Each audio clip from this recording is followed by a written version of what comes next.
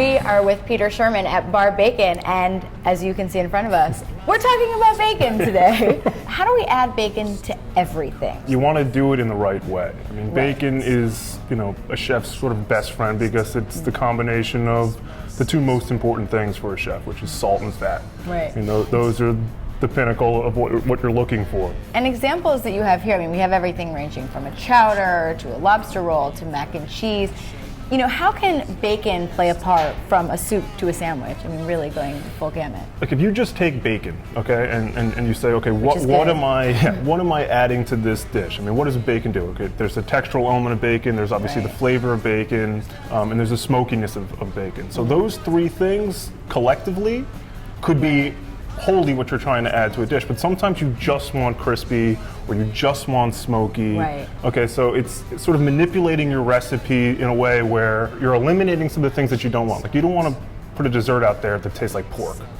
You just don't want that. I don't know, maybe you do. You can manipulate it so that you could infuse, let's say, cream with the bacon so that the cream has that smokiness and all that stuff in it, and then make a whipped cream from that. And that way it's not slab of bacon in a dessert. Right.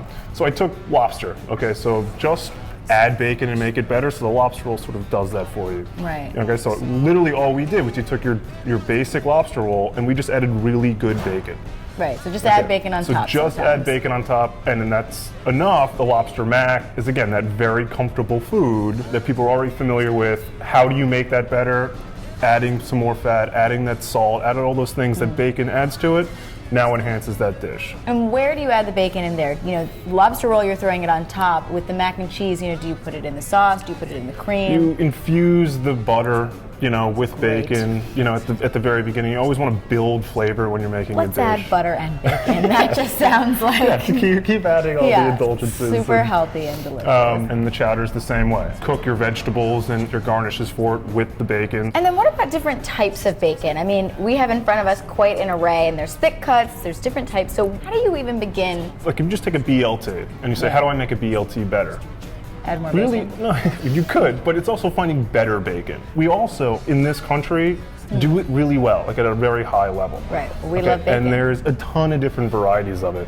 Just your applewood smoked or just general smoked bacon, there's plenty of that and there's really good. Right. But there's also jalapeno bacon, there's apple cider bacon, there's a pepper bacon, we've done lamb bacon, there's chorizo bacon, so there's a whole array of that. So experiment away. Yeah. So anyway, just manipulating the flavors of those bacons to your traditional dishes is enough to change the dynamic of that dish wholly and completely. And you don't need to do much, you don't need to have a lot of talent, you just need to go out and find that stuff. Find really good bacon. Yeah. Are there things that bacon absolutely does not go with? We make this joke about adding bacon to everything, but is there something that you've tried where you're like, all right, this just I've totally failed on some things. I tried to pickle bacon once, which was a massive mistake. Don't do it. Yeah, that was a bad idea. Wonderful. Well, thank you so much for teaching us a little bit about how to add bacon to almost everything. Thank you.